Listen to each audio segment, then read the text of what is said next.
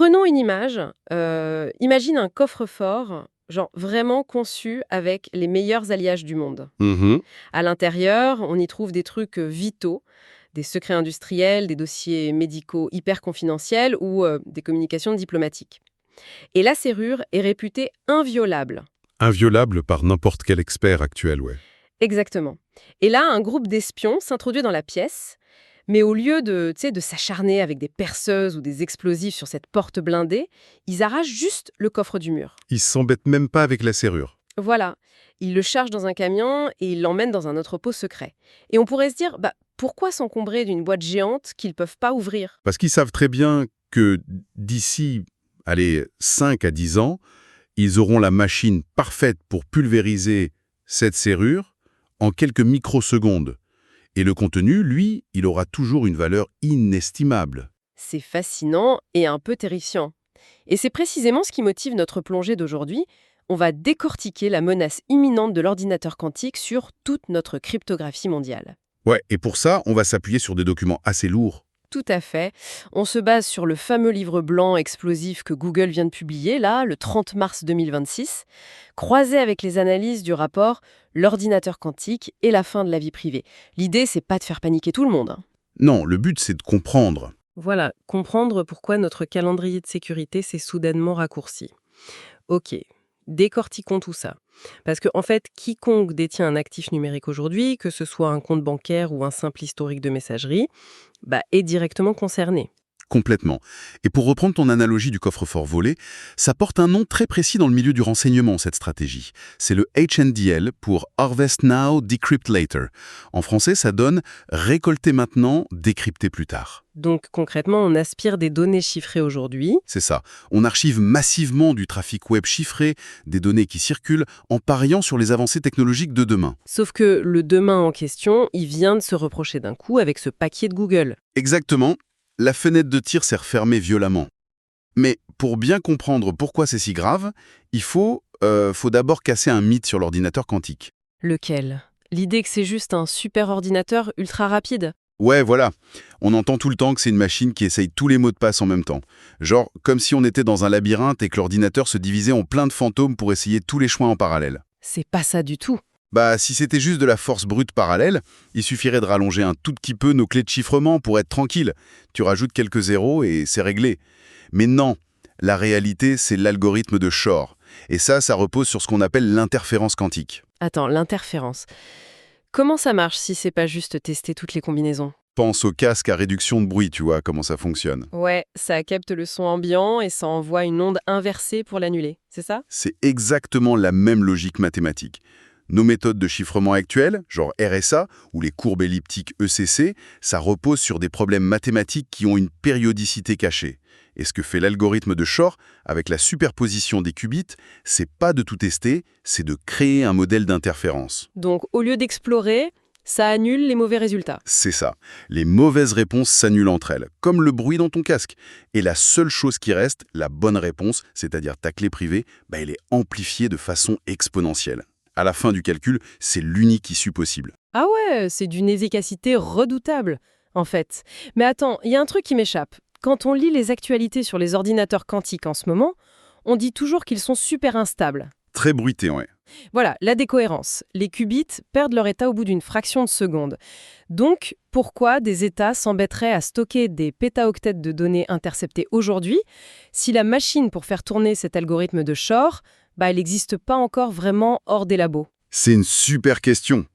Et c'est là qu'il faut faire la différence entre le chiffrement asymétrique et le chiffrement symétrique. Ok, explique-moi. Quand tu te connectes à un site bancaire, par exemple, d'abord, il y a la poignée de main initiale. C'est asymétrique avec du RSA ou de l'ECC. Ça sert juste à s'échanger une clé secrète, de manière sécurisée. Le temps que les deux serveurs se mettent d'accord. Voilà. Et une fois qu'ils ont cette clé, le reste de la session, le trafic, est chiffré de façon symétrique, souvent avec un protocole comme l'AES 256. Et le truc dingue, c'est que l'AES 256 résiste très bien aux attaques quantiques. Attends, la session principale est en sécurité. Oui, Mais la poignée de main initiale, non. Elle est super vulnérable. Du coup, les attaquants s'en fichent de casser l'algorithme symétrique. Ils enregistrent toute ta session, tout le paquet, et le jour où ils ont un ordinateur quantique avec assez de correction d'erreurs, Il casse rétroactivement la petite poignée de main du début. Exactement. Ils trouvent la clé asymétrique et paf, tout le trafic symétrique enregistré pendant 10 ans devient lisible en clair. Et on sait très bien qu'un dossier médical ou un secret défense, c'est toujours pertinent 10 ans plus tard. D'où cette idée du QD, ce fameux jour J où la machine quantique sera prête. On pensait que c'était dans plusieurs décennies, non? Ouais, jusqu'au 30 mars 2026. Ce fameux coup de semence de Google. C'est là que le rapport devient vraiment alarmant. Parce qu'avant ça, la communauté scientifique se disait qu'il faudrait quoi? Des millions de qubits physiques pour casser la courbe elliptique CP256K1? La fameuse courbe de Bitcoin et Ethereum, ouais. On tablait sur environ 20 millions de qubits physiques. Tout ça pour obtenir assez de qubits logiques, ceux qui sont corrigés de leurs erreurs et qui tiennent la route jusqu'à la fin du calcul. 20 millions, c'est énorme. Et là, le papier de Google, il dit quoi? Il démontre qu'il faut plus des millions de qubits. Il en faut moins de 500 000. Moins de 500 000, mais c'est un facteur 40. Un facteur 40, ouais. Le calendrier vient de faire un bond en avant monumental. Mais comment ils ont fait? C'est une avancée matérielle ou algorithmique? Ils ont changé les maths Shor? Non, les mathématiques fondamentales de Shor restent les mêmes. Ce qu'ils ont changé, c'est la compilation du circuit. Imagine un réseau de plomberie géant, avec des millions de tuyaux. Ok. Jusqu'à présent, on utilisait des plans hyper basiques. Ça demandait des tonnes de matériaux pour éviter les fuites, les erreurs. Les chercheurs de Google, eux, ils ont totalement repensé l'agencement des portes logiques, genre la porte de Toffoli. Ils ont optimisé le chemin. Ils ont réduit la tuyauterie, en gros. Voilà, on appelle ça réduire la profondeur du circuit quantique. Moins il y a d'étapes, moins il y a d'erreurs potentielles, donc moins tu as besoin de qubits physiques pour corriger ces erreurs. C'est fou, mais il y a un détail méthodologique dans leur papier qui m'a vraiment interpellée. Google n'a pas publié le code source de cette optimisation. Heureusement. Bah oui, mais à la place, ils ont utilisé une machine virtuelle à divulgation nulle, la SP1ZKVM, pour prouver que c'était vrai. Et là, si on garde notre esprit critique, on peut se dire comment on peut croire à une faille théorique qui refuse de montrer? Ça pourrait être du bluff, un simple coup de com'. Ce qui est fascinant ici, c'est la beauté de la cryptographie moderne. La SP1ZKVM, c'est un programme qui génère une trace d'exécution mathématique. Réfléchissons 2 secondes. Si Google publiait la structure exacte de son circuit, Ce serait donner le mode d'emploi du braquage à tous les hackers de la planète. c'est ça. C'est comme un chef cuisinier qui veut te prouver qu'il a la meilleure recette secrète du monde. Au lieu de te donner la liste des ingrédients, il te fait goûter le plat. Ah, j'aime bien cette analogie. Mais comment un ordinateur peut te faire goûter un plat mathématique sans rien révéler? Ils ont fait tourner le compilateur de leur algorithme à l'intérieur de cette machine virtuelle. La machine crache une preuve, un certificat mathématique. Et ce certificat atteste publiquement de 2 choses, sans jamais montrer le code. Il dit « J'ai bien ingéré un circuit valide qui casse la courbe SECP 256K1, et ce circuit demande moins de 500 000 qubits. » Et ça, n'importe quel cryptographe peut le vérifier. N'importe lequel, oui.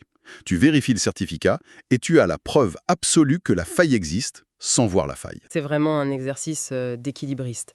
Il déclenche l'alarme incendie, mais il cache l'allumette pour pas qu'on s'en serve. Exactement. Et il valait mieux vu la suite du rapport. Oui, parce que la réduction du nombre de qubits, c'est qu'une partie du problème. Ce qui m'a vraiment fait bondir, c'est la vitesse. On ne parle plus du futur. Là, on parle d'attaque en temps réel. Avec leur architecture optimisée, dériver une clé privée prendrait, 9 minutes? 9 minutes chrono. C'est terrifiant. Surtout quand on compare aux architectures quantiques actuelles. Il y a 2 grandes écoles en ce moment. Tu as les architectures lentes, basées sur des atomes neutres ou des ions piégés. Les qubits sont stables, mais les opérations prennent des microsecondes. Et de l'autre côté, l'architecture privilégiée par Google ou IBM. Les circuits supraconducteurs. Ouais, refroidi presque au zéro absolu. Là, les opérations prennent quelques nanosecondes. C'est du rapide. Et c'est avec cette architecture rapide que l'algorithme de Shor, optimisé par Google, trouve la clé privée en seulement 9 minutes. Et 9 minutes! Dans le monde de la blockchain, c'est la catastrophe absolue. Le temps moyen pour valider un bloc sur Bitcoin, c'est 10 minutes. Et c'est là qu'on arrive à la fameuse attaque on-spend. Le vol en plein vol. J'avais pensé à une analogie pour illustrer ça. Dis-moi si c'est pertinent. Vas-y. Imagine, j'utilise un pigeon voyageur pour envoyer un chèque d'1 million d'euros à la banque. Mon numéro de compte est dessus, ma signature aussi. Le pigeon y vole à une vitesse qu'on connaît, plutôt prévisible. D'accord. Mais le pirate, lui, il observe. Il voit mon pigeon partir et paf, il lâche un faucon ultra rapide. Le faucon intercepte le pigeon en plein ciel, copie mon numéro de compte, falsifie parfaitement la signature mathématique et vole au guichet encaisser l'argent à ma place bien avant que mon pauvre pigeon n'arrive. C'est exactement ça. Dans le monde des réseaux décentralisés, quand tu envoies une transaction Bitcoin ou Ethereum, elle va pas direct dans la blockchain. Elle va dans le même pool, c'est ça? Ouais, la salle d'attente. C'est public. Les mineurs viennent y piocher les transactions. Mais dès que ta transaction y rentre, ta clé publique est visible par tout le monde. C'est le numéro de compte de ton pigeon. Et le pirate capte cette clé. Il capte la clé publique, son ordinateur supraconducteur met 9 minutes pour dériver ta clé privée secrète. Mais le réseau est imprévisible, non? Des fois, un bloc Bitcoin est validé en 3 minutes, parfois en 15. Comment le pirate s'assure que sa fausse transaction passe avant ma vraie transaction? Il joue sur l'avidité des mineurs. C'est ce qu'on appelle la MEV, la valeur extractible par les mineurs. Une fois que le pirate a forgé la signature, il crée une nouvelle transaction qui envoie tes fonds vers son propre portefeuille. Et il met des frais de transaction énormes pour passer en priorité? Exactement. Les mineurs qui veulent juste maximiser leur profit vont automatiquement choisir la transaction du pirate en premier. Ils valident le vol sans s'en rendre compte, juste parce que c'est l'opération la plus rentable. C'est un braquage à ciel ouvert sur l'autoroute de la finance. On est loin du Harvest Now, Decrypt Later, où ça se passait en silence dans l'ombre. Là, c'est du direct. C'est pour ça que c'est si alarmant. Mais du coup, naïvement, je me dis, si la cible est vulnérable quand elle bouge dans le même pool, on bouge plus. On laisse les fonds immobiles et on fait plus de transactions. Ah, la fameuse attaque Atrest au repos. C'est la suite du rapport et c'est presque pire. Pire, comment ça? Rester immobile, ça ne marche que si ta clé publique n'a jamais été révélée. Mais au début de Bitcoin, à l'époque de Satoshi Nakamoto, le standard s'appelait P2PK, Pay to Public Key. Donc la clé publique était inscrite publiquement d'office. Dès la réception des fonds, oui. Aujourd'hui, on a plus de 1,7 million de bitcoins qui dorment sur ces vieilles adresses archaïques. Waouh! Ce sont des cibles immobiles parfaites. Le pirate n'a même pas besoin d'un ordinateur rapide à 9 minutes. Il peut prendre 1 mois par adresse si ça l'amuse. La cible ne bougera pas. Et vu le prix du bitcoin, c'est un trésor de guerre colossal à portée de main. Mais j'imagine que ça s'arrête pas à Bitcoin. L'Ethereum a l'air particulièrement mal en point dans l'analyse. Ethereum, c'est une bombe à retardement multidimensionnelle. On parle de toute l'infrastructure de la DeFi, la finance décentralisée. Oui, avec les contrats intelligents, les smart contracts. Voilà. Plein de protocoles gèrent des milliards en stablecoins ou en actifs du monde réel. Et ils sont administrés par des portefeuilles multisignatures qui utilisent la vulnérable courbe ECDSA. Donc si l'ordinateur quantique casse ne serait-ce qu'une clé d'administrateur, Le pirate gagne ce qu'on appelle un accès root, le contrôle total du contrat. Il peut imprimer de la fausse monnaie, geler l'argent des gens, siphonner toute la liquidité, et le système ne verra aucune anomalie, puisque la signature mathématique sera valide. c'est le braquage bas institutionnel parfait. Mais il y a un autre truc concernant Ethereum, une menace sur le consensus. C'est avec les signatures BLS. C'est quoi la différence avec les contrats intelligents? Ah, ça c'est la faille la plus critique.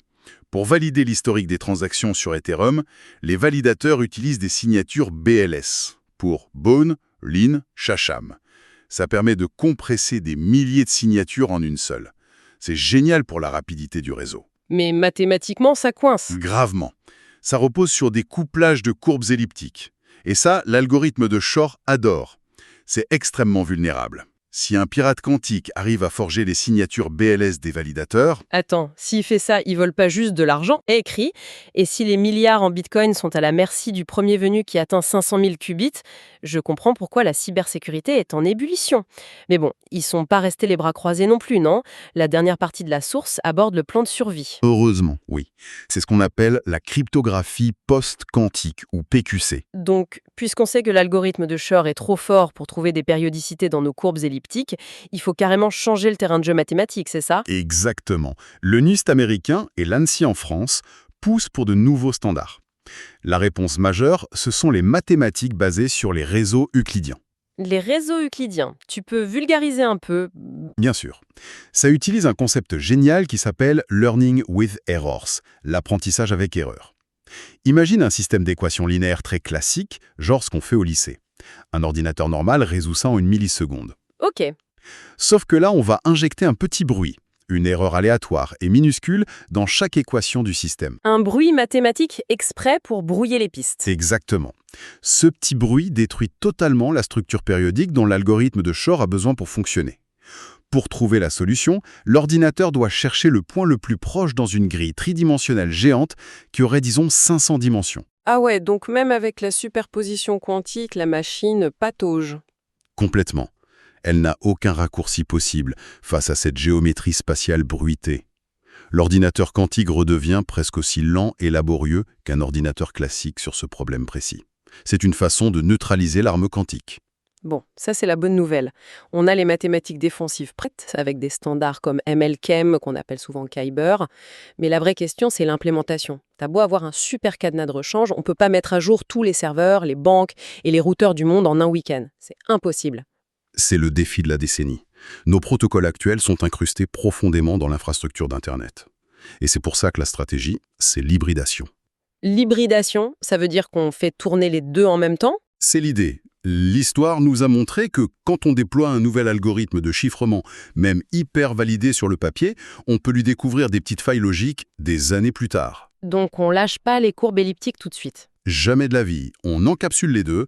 Les nouvelles connexions sécurisées vont utiliser notre bon vieux chiffrement classique très robuste contre les attaques classiques et on rajoute une surcouche post-quantique par-dessus. Une technique de la double serrure, en fait. Une serrure classique pour les hackers d'aujourd'hui et une serrure quantique pour bloquer la machine de demain. C'est le seul moyen de faire une transition en douceur, sans prendre de risques démesurés. Du coup, si on devait extraire les vrais conseils pratiques de toute cette analyse, particulièrement avec l'urgence du papier de Google, qu'est-ce que les gens et les entreprises doivent faire concrètement là, maintenant? Le rapport donne 3 impératifs urgents.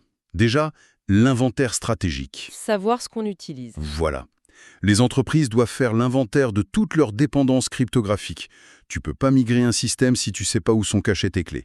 Ensuite, c'est l'urgence de cette fameuse hybridation pour les données de haute valeur. Parce que la récolte Harvest Now est en cours, là, en ce moment. Chaque jour de retard, ce sont des données volées qui seront compromises. Faut passer en hybridation TLS dès que possible. Et le troisième point, ça concerne surtout le Web3 et les blockchains. Il faut trouver un consensus communautaire pour migrer vers des signatures post-quantiques avant que la fenêtre temporelle se ferme. Sinon, des écosystèmes entiers vont s'effondrer. C'est fou quand on y pense. Ce tour d'horizon, ça nous montre que la sécurité numérique, c'est jamais un état statique. C'est une vraie course aux armements perpétuelle. Entre la physique matérielle et l'optimisation logicielle, ouais. Quand les qubits galèrent physiquement, l'ingénierie logicielle vient réduire la marge d'erreur nécessaire. C'est un jeu du chat et de la souris constant. Ce qui m'amène à une réflexion finale, en prenant un peu de recul sur toutes ces mathématiques et ces qubits. Vas-y. Si on accepte l'idée que le Harvest Now, Decrypt Later fonctionne à plein régime depuis 10 ans, ça veut dire qu'une quantité astronomique de nos vies chiffrées est déjà stockée dans des data centers militaires obscurs en attente d'être lue. Nos correspondances, nos secrets industriels, les stratégies d'État entiers, tout est là.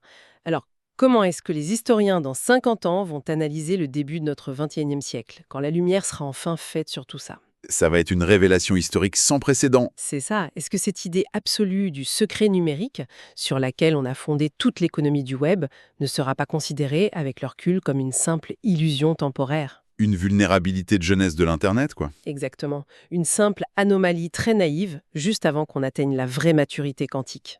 C'est une perspective vertigineuse à garder en tête, alors que l'horloge tourne vers ce fameux QD. Très vertigineux. La fin de la vie privée temporaire. En tout cas, c'était une plongée absolument passionnante dans les arcanes de demain. Merci de m'avoir accompagné pour décortiquer ça.